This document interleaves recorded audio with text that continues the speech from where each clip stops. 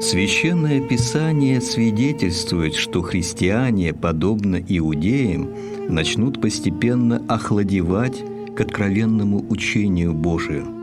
Они начнут оставлять без внимания обновление естества человеческого Бога-человеком, забудут о вечности, все внимание обратят на свою земную жизнь.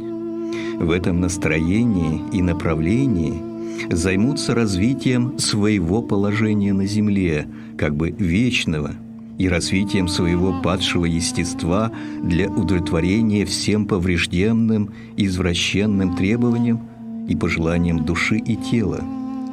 Разумеется, такому направлению Искупитель, искупивший человека для блаженной вечности, чужд. Такому направлению отступление от христианства свойственно.